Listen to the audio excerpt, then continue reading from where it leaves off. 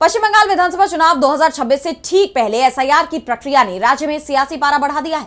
मुख्यमंत्री ममता बनर्जी ने केंद्र सरकार और चुनाव आयोग पर गंभीर आरोप लगाते हुए दावा किया है कि इस प्रक्रिया के नाम पर राज्य के 90 लाख मतदाताओं के नाम जानबूझकर काट दिए गए। इनमें 30 लाख मुस्लिम और 60 लाख हिंदू वोटर शामिल हैं। डेटा के मुताबिक मुस्लिम बहुल और मतुआ प्रभाव वाली सीटों पर इसका सबसे ज्यादा असर पड़ा है, जिसे टीएमसी एक सोची समझी चुनावी साजिश करार दे रही है। देखिए ये रिपोर्ट। पश्चिम बंगाल में विधानसभा चुनाव से पहले हुए एसआईआर यानी स्पेशल इंटेंसिव रिवीजन प्रक्रिया पर बड़ा राजनीतिक विवाद खड़ा हो गया है।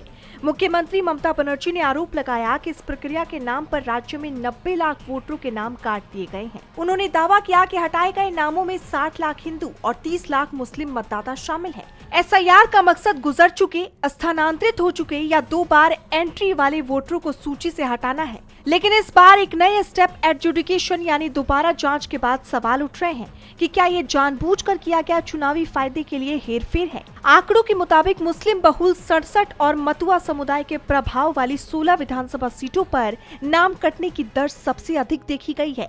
राजनीतिक समीकरणों के लिहाज से मुस्लिम वोटर आमतौर पर टीएमसी या कांग्रेस के समर्थक माने जाते हैं।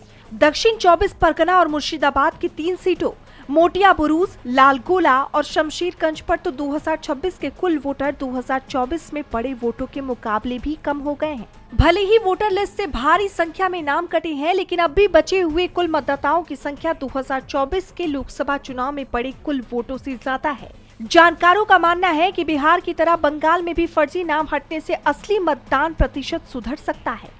हालांकि 2024 के बराबर वोट की संख्या बनाए रखने के लिए 2026 में मतदान प्रतिशत को 81.7% से बढ़ाकर लगभग 88.9% तक ले जाना होगा, जो चुनाव आयोग और राजनीतिक दलों के लिए एक बहुत बड़ी चुनौती है।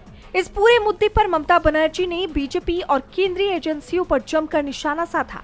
उन्होंने तीखे तेवर में कहा कि एक सांप पर तो भरोसा किया जा सकता है, लेकिन भाजपा पर कभी नहीं। ममता ने आरोप लगाया कि बीजेपी के राज में एजेंसियां निष्पक्ष नहीं रह गई हैं।